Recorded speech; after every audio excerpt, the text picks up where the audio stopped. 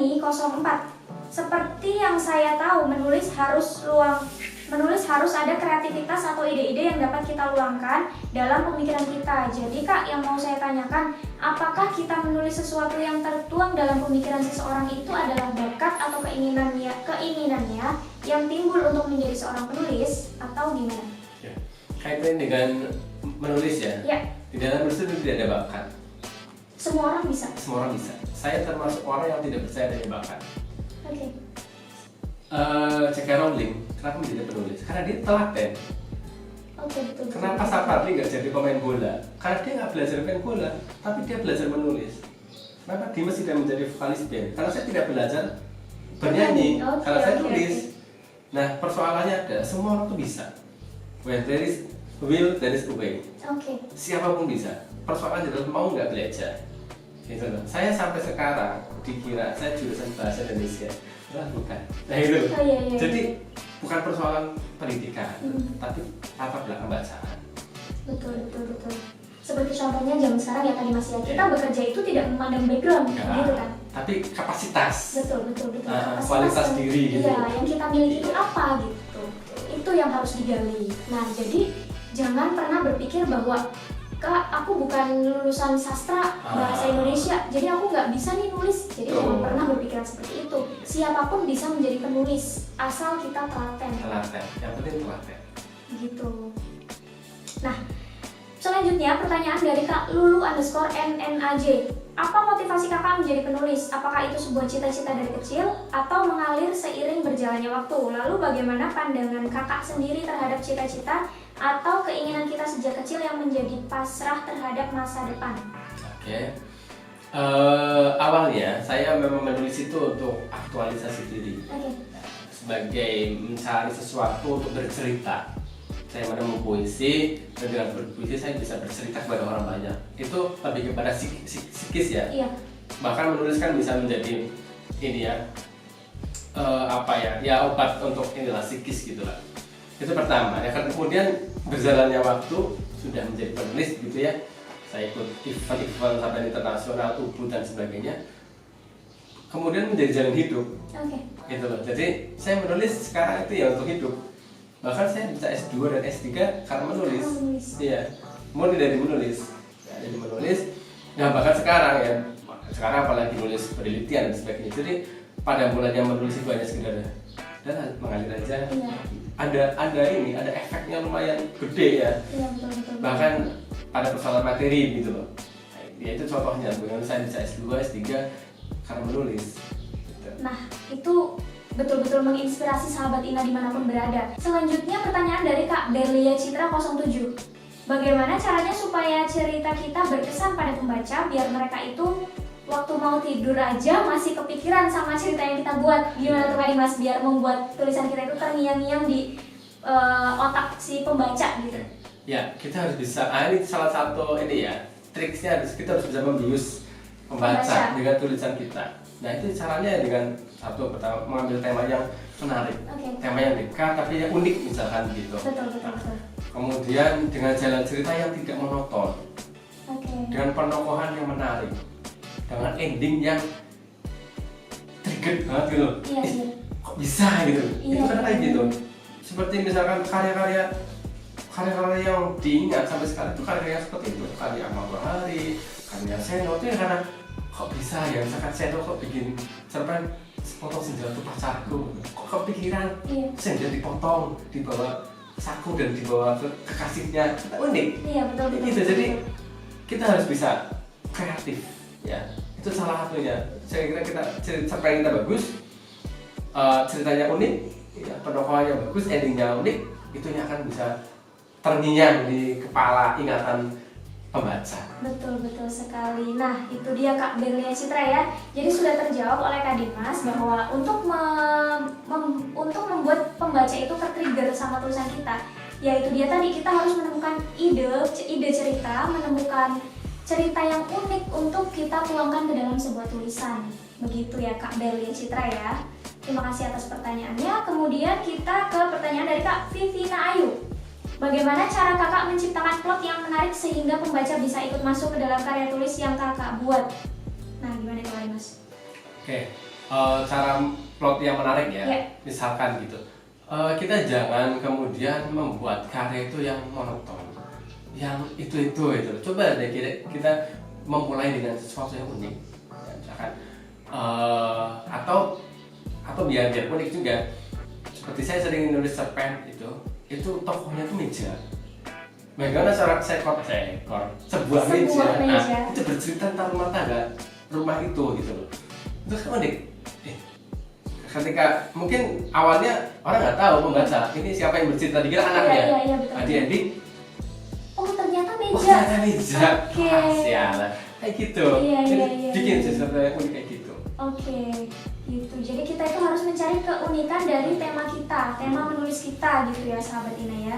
Jadi selain kita itu harus memiliki kerangka penulisan, kita juga harus memikirkan tema dari si tulisan itu sendiri gitu agar membuat si pembaca itu terngiang-ngiang gitu. Oke, terima kasih Kak Vivina Ayu atas pertanyaannya. Kemudian kita ke pertanyaan dari Kak Desti.mos. Karya sastra kan pernah berkembang di era 90-an. Bagaimana caranya agar sastra itu dapat berkembang seperti dulu, diminati berbagai kalangan, dan tidak dipandang sebelah mata oleh masyarakat umum? Apa peran generasi muda yang mencintai sastra dan merupakan calon sastrawan-sastrawati milenial untuk mengatasi dan menindaklanjuti hal tersebut? Ya. Ini hubungannya sastra zaman dulu dan sastra zaman sekarang kan, Mas? Ya. Jadi kita harus menjembatani, Iya. ya kan? Iya. Karena dulu dan sekarang. Nah, tugas anak muda itu adalah satu membaca, jelasnya kedua mengapresiasi. Nah, kalau mengapresiasi dan membaca dong. Iya. Kemudian setelah itu kita harus juga berkarya.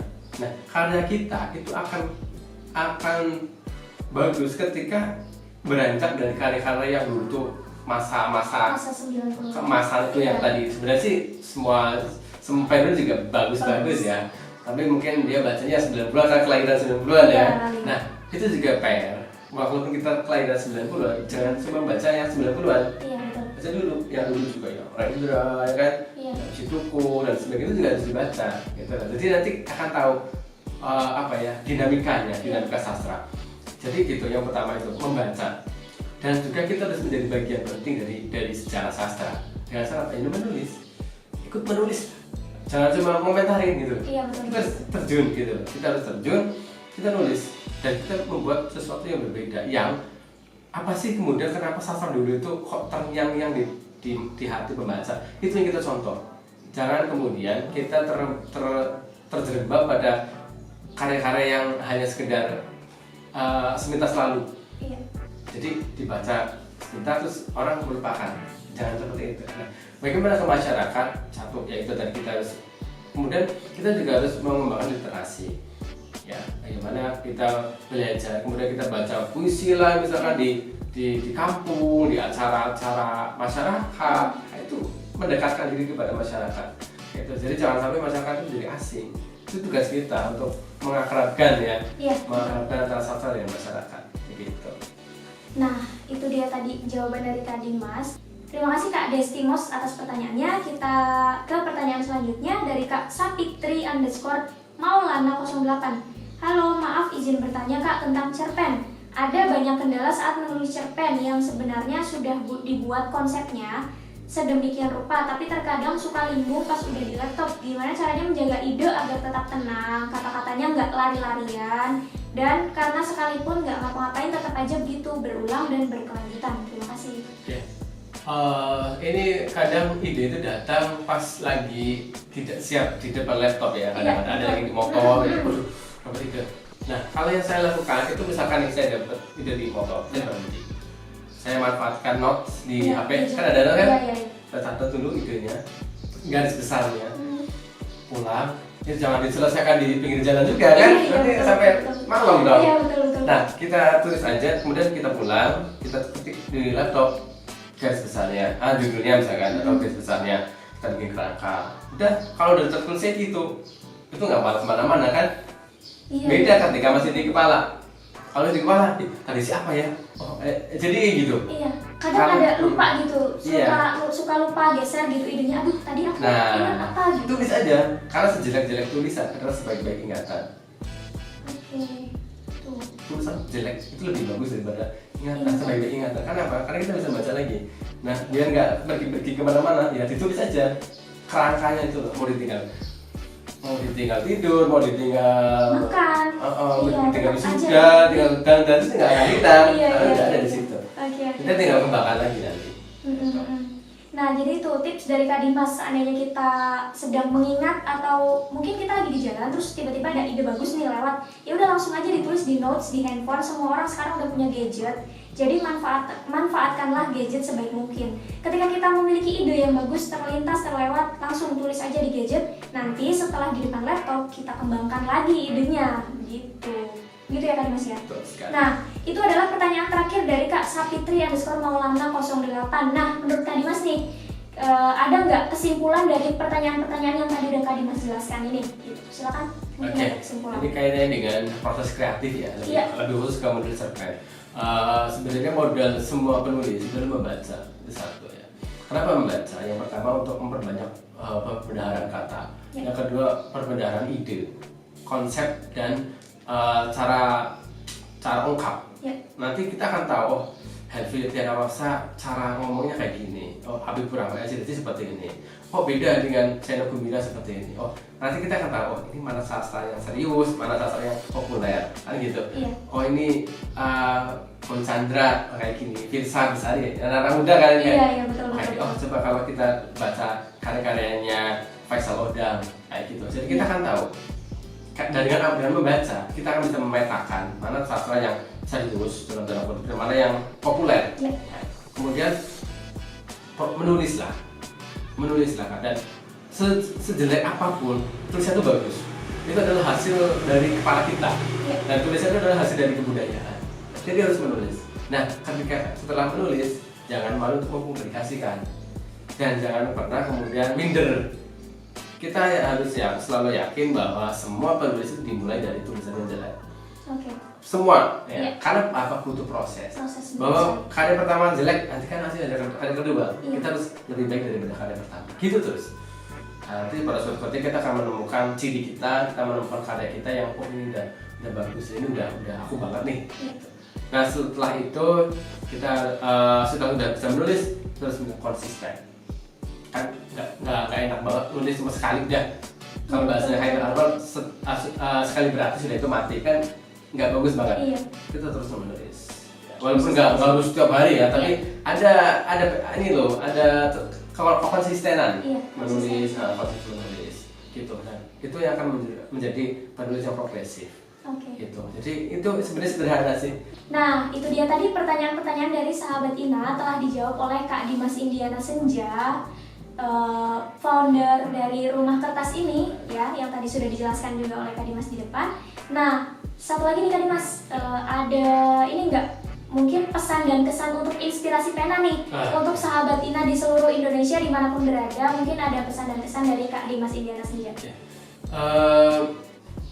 Saya cenderung iri dengan anak-anak sekarang. Kenapa? Dari dulu tuh nggak ada yang semacam inspirasi pena. Oke. Dulu saya tuh mencari info menulis, wah itu susah sekali. Betul. Sekarang tinggal follow IG inspirasi pena sudah ada. Iya. Ya, satu itu. Banyak event-event. Betul sekali. Dan kemudian banyak tweet gitu ya. Iya.